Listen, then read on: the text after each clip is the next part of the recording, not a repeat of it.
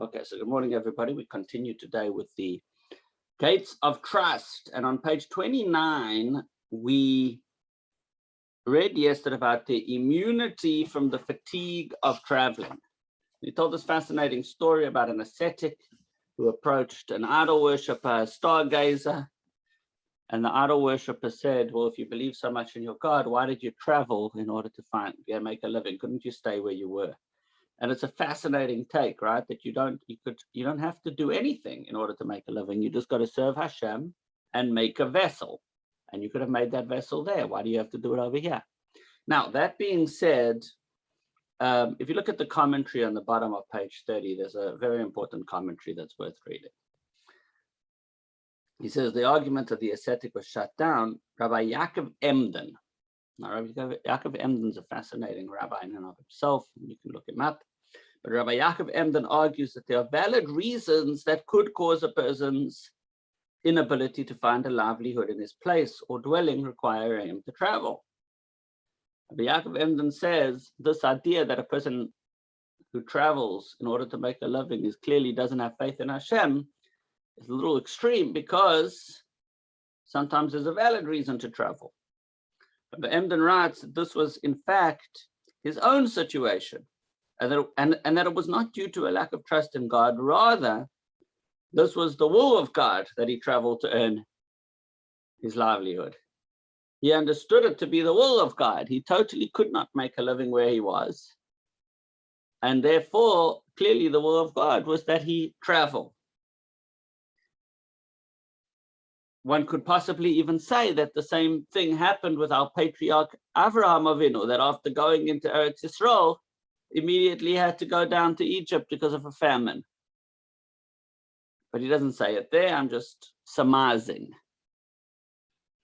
Or at least it doesn't say it here. He continues, this is also the advice of our sages in the Talmud. The Talmud says a person who does not find substance in one city ought to travel to another. So how could we say that it's a lack of faith if the Talmud itself tells you should do this in Baba Metzia? And so he says travel can be for three reasons. One, the person does not merit to find his livelihood in his hometown and must travel to provide for himself because of his sins. For exile brings forgiveness.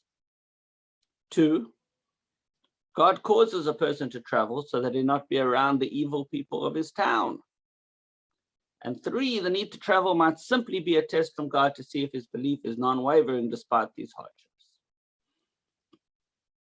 Rabbi Emden points out that many of the Jewish sages and even the forefathers had to travel for their survival, as we said before. The Baal Shem Tov teaches that divine providence leads a person to a certain place. He explains the verse from Tehillim. May Hashem be, sorry, no, this isn't the verse from Tehillim, the verse in Deuteronomy. And you will go to the place that the Lord your God will choose to make his name dwell there, as follows. You must know, says the Baal Shem Tov, that you go from one place to another because God has chosen this path, so that his name will dwell there.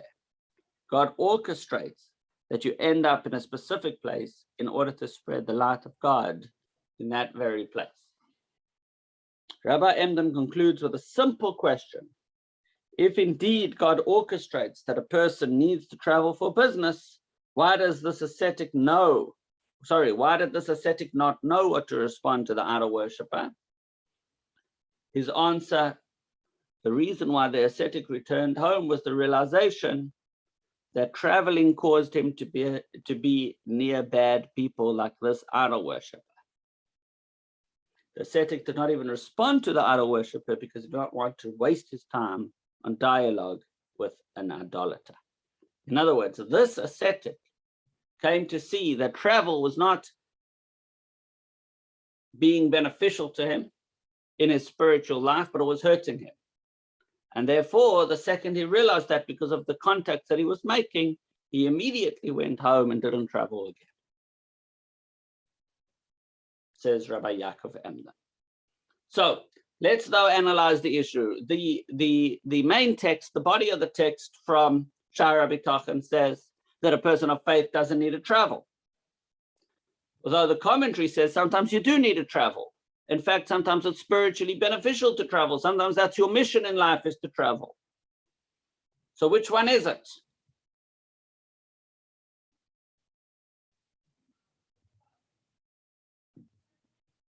So the answer is yes. There's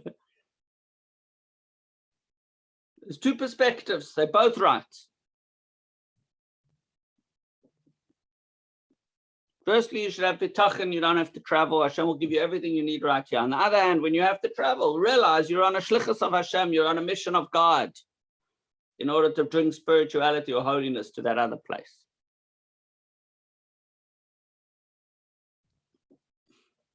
For one thing for sure, for money, you don't have to travel.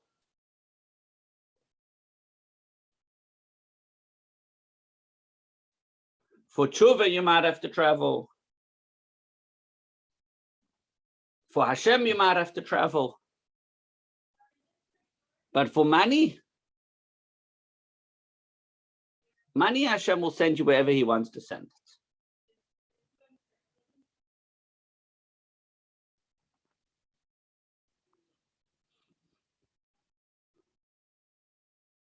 Any questions or comments? What if you travel with the mindset so I can make more money and give more tzedakah? You don't need to travel to make more money. You can make more money right here. I could. So why do you have to travel? But you didn't say I will. If Hashem wants you to, you will. If Hashem doesn't want you to, you won't. Got a question. In other words, for money, you don't have to travel. Hashem will give you the money. You make a vessel, Hashem will give it to you. For your own sins, you may have to travel. For tshuva, or most likely in our times, following the tradition of the Baal Shem Tov, if you need to travel, it's probably because there's a part of the world where you have a mission there. Maybe Hashem wants you to travel to Venice with your tefillin, so that you find a Jew who hasn't put on tefillin in a long time and put on tefillin with them. If you have to travel, there's probably a mission there for you.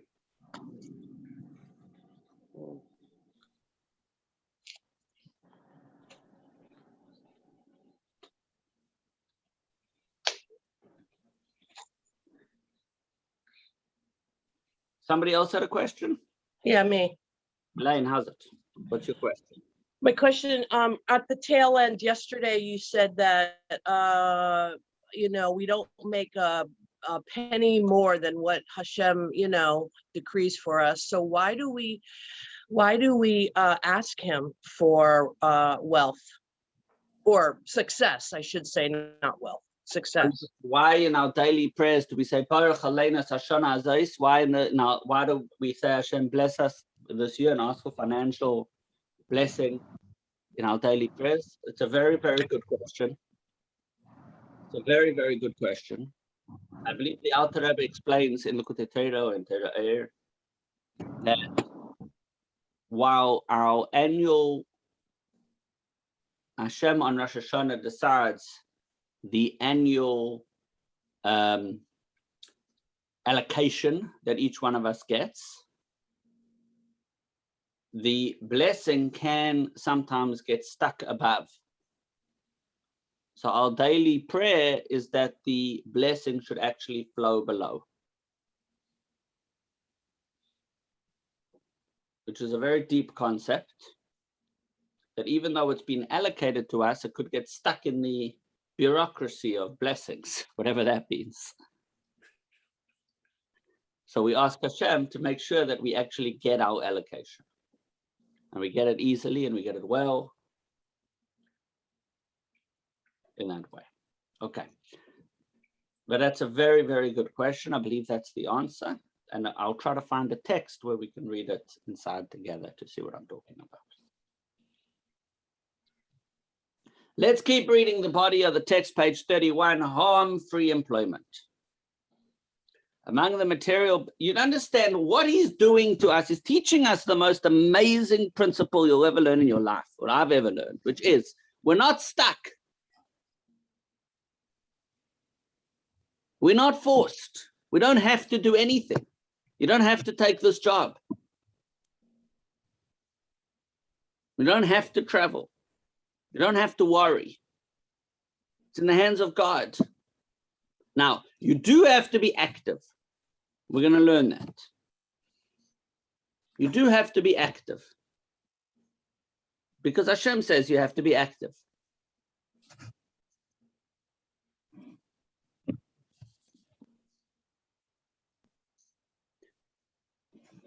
Harm-free employment. Among the material benefits is that bitachon instills in a person a peace of mind and body that comes from not needing to perform difficult work, nor engage in occupations that tire the body. He will also be at peace due to the ability to abandon the service of kings and their laws and to avoid the corruption of their servants. You can turn down a job. Look at the commentary, to abandon the servants of kings. A person who's desperate for money will take upon himself the difficult job of working for the king, despite the hardship associated with having to keep a king satisfied.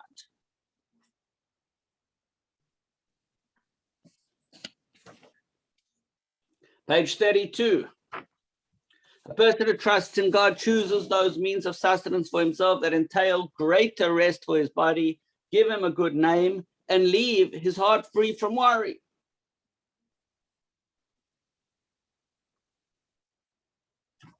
He also chooses those occupations that are more helpful for his Torah observance. All this is due to his strong belief that the means of sustenance will not add to his amounts of sustenance, nor will it cause him to lack anything. His amount of sustenance will only be increased or decreased by the decree of God. May he be blessed. Commentary, page 32 at the bottom, helpful for his Torah obligations. Certain occupations, for example, farmers or locations, small villages, do not allow a person to pray consistently with a minyan, a quorum of 10 men. Or other occupations, for example, tanners, do not allow a person to pray in a clean shirt, which is a halakhic requirement. The man of faith will choose an occupation and place that allows him to fulfill all halakhic requirements. The Lubavitcher Rebbe writes, in response to your question that if you should return to a city that has no minyan for work, I wrote all the above because I do not know the degree of your bitachon. However, if you are strong in this respect with simple faith and you seek just a vessel for livelihood, and he says, Sikun to Samayan, God will grant you your livelihood in a place where there is a minyan, and you'll be able to carry out all your obligations. Have trust in Hashem. Put yourself in the ideal spiritual environment with complete faith and trust in Hashem, and Hashem will provide the opportunity, says the Rebbe.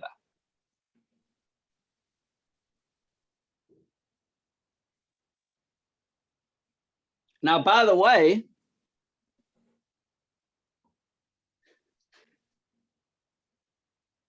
it doesn't always happen right away.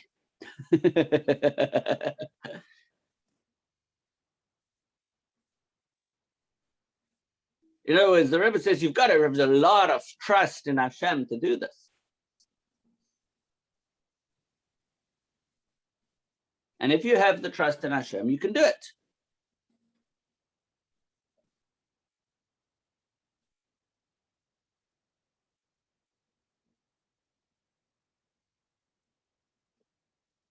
America certainly makes this section a lot easier. Tell me why? Because I'm reading what he's saying now. In America, for your religion, you can't be penalized at work.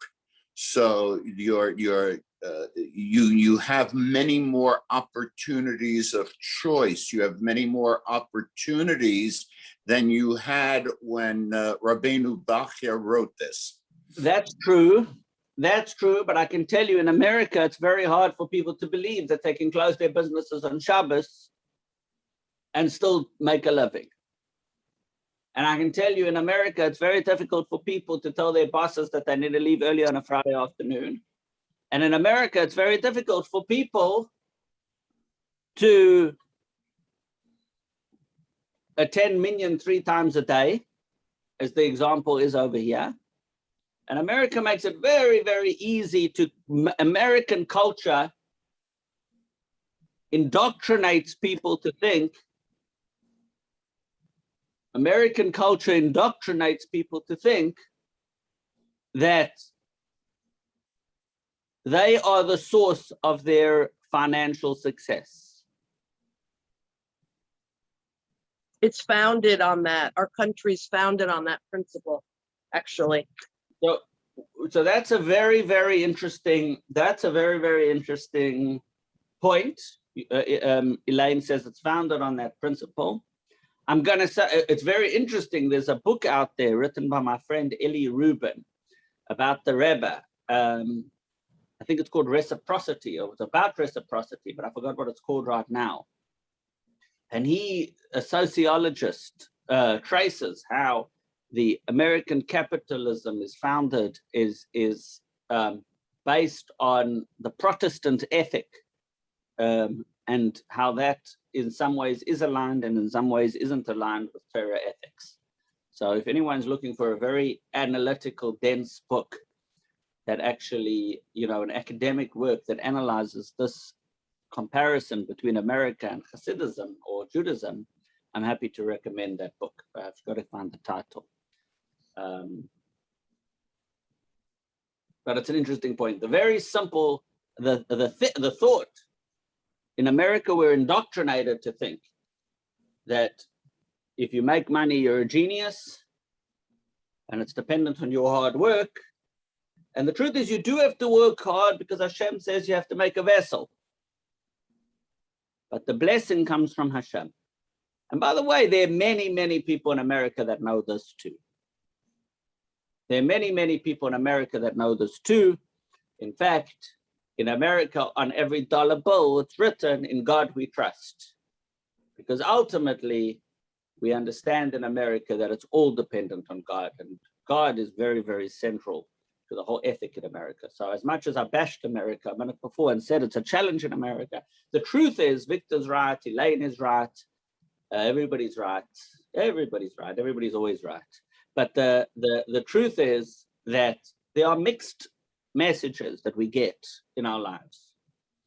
And this one over here is a very, very important and powerful idea.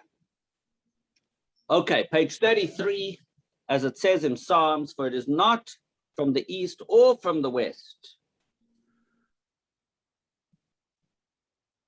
nor from the desert that elevation comes. Rather, God judges, he humbles this one and elevates that one. Likewise, it says in Psalms, he causes me to lie down in green pastures. He leads me beside still waters." One of the most famous Psalms, Psalms 23. The idea that ultimately it's all dependent on God. And we all know some of the most talented, brilliant people that could not somehow make it work financially and in business. And we all know some of the biggest idiots that have been successful.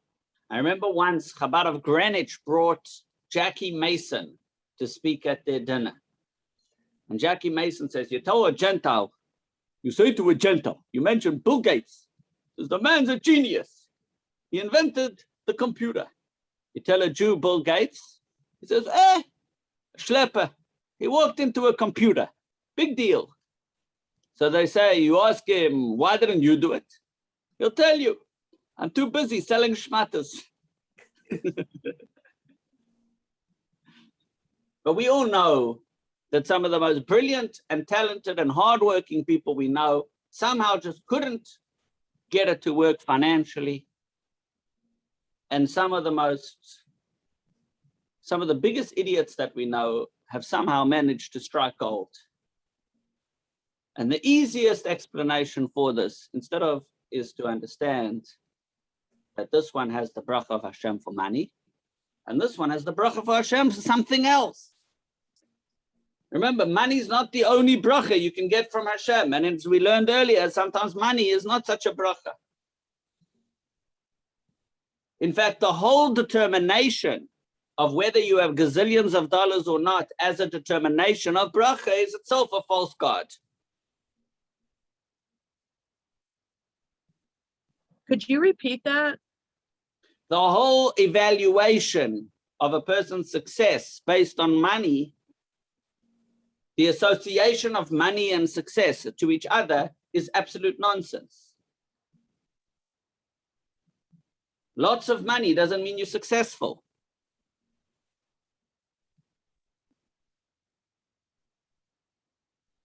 Successful means you're successful in fulfilling your neshama's mission down to earth. That's what success is. Success means that your neshama is fulfilling its purpose on this planet, on this earth, in this world. That's what success is.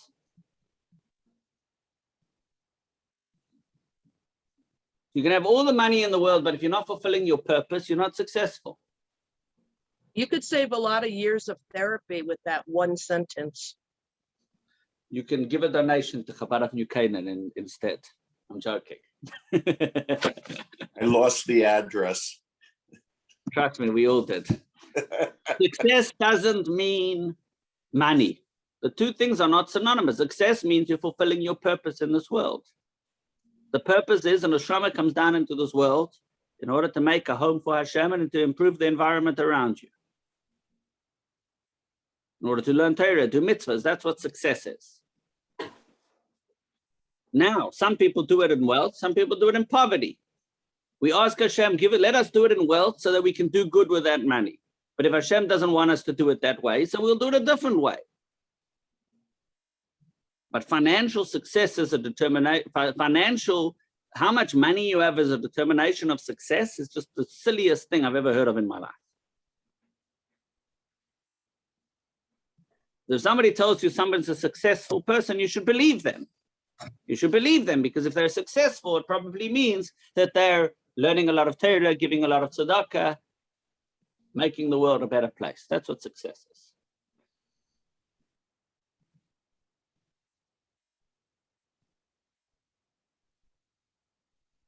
Now having a lot of money, as we've spoken about in the past few days, is a tremendous responsibility. Now that we have, okay, let's keep reading another chapter. No distress. Among the material benefits, it's good to have bitachon. It's good to have bitachon. Why is it good to have bitachon? It's good for you to have bitachon. You live less stress-free.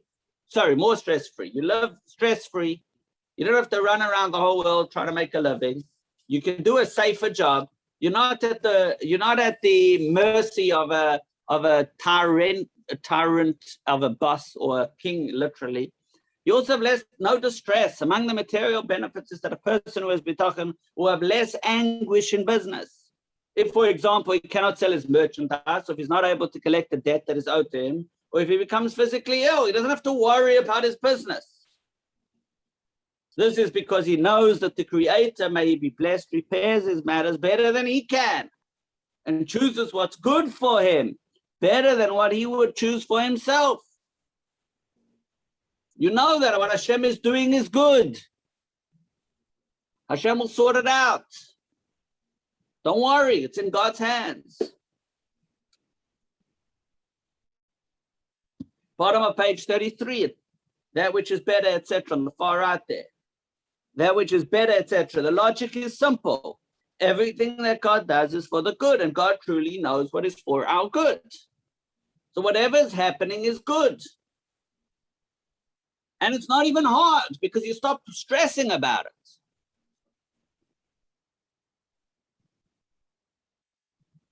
As it says in Psalms, only to God should you hope, my soul, for my hope is from him.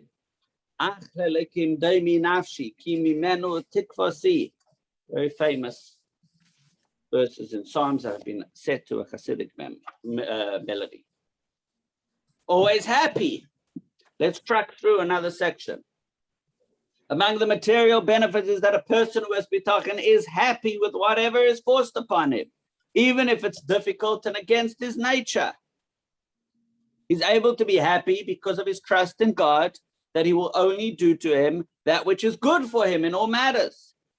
This is very, very, very important words here. This is a classic quote. This is a very important quote. just as a caring mother does for her newborn child when she washes, diapers, swaddles, and unswaddles her, even if it's against the newborn's will.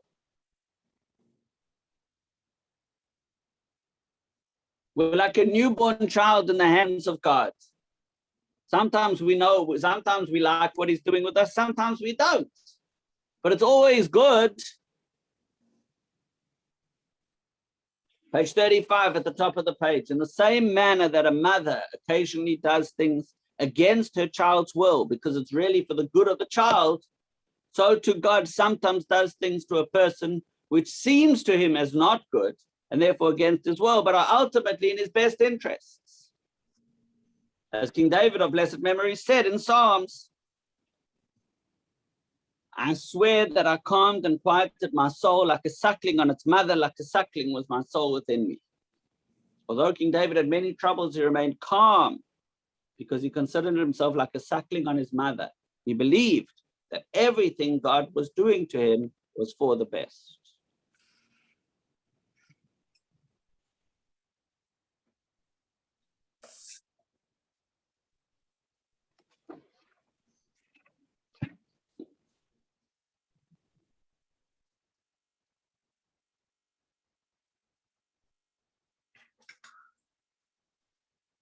We're going to conclude. Let's keep reading. One more section. The 7 chapters of the gates of trust, the gate of trust. The author concludes his introduction by outlining the content of the 7 chapters of Sha'ar HaBitachon. Now, soon, tomorrow, please God, we're going to start the main book, finishing with the introduction. And there are 7 sections, 7 chapters. Since I've explained that which has occurred to me pertaining to the benefits of having trust in God, this is a personal account. In this introduction, he's telling everyone how he gained by having bitachon, and its benefits both in regard to Torah matters and in regard to worldly pursuits. I will now explain 7 matters pertaining to bitachon. Each chapter will address a different aspect of bitachon. Chapter 1 is what is trust? What is bitachon? What's the definition? What does it mean? Chapter 2, the causes that enable a person to trust in another. We'll read more about what that means when we get to chapter 2.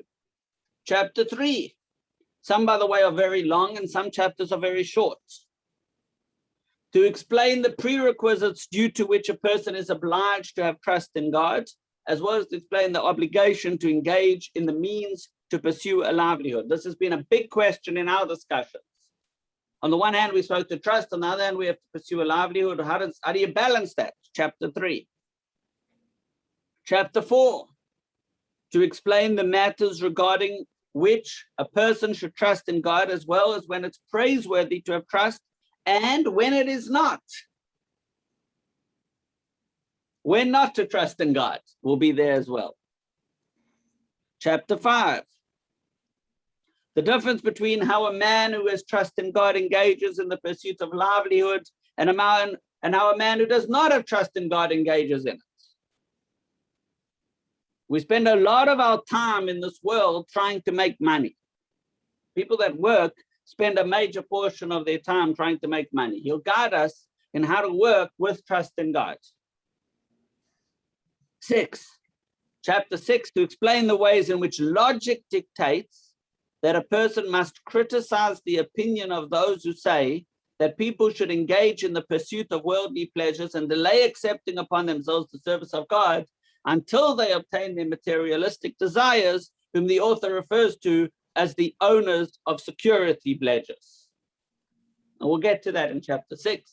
And finally, chapter 7, to explain those matters that hinder a person's capability to trust in God. What holds us back from trust?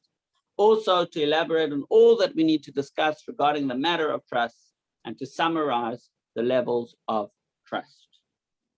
So tomorrow, ladies and gentlemen, when we reconvene, we will start reading the main work, Perek Rishon, chapter 1 of Sha'ar HaBitachon, having finished today the introduction.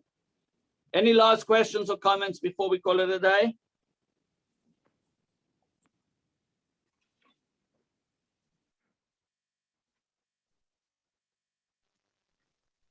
Ladies and gentlemen, thank you very much, everybody, for being here. I look forward to seeing you tomorrow as we continue.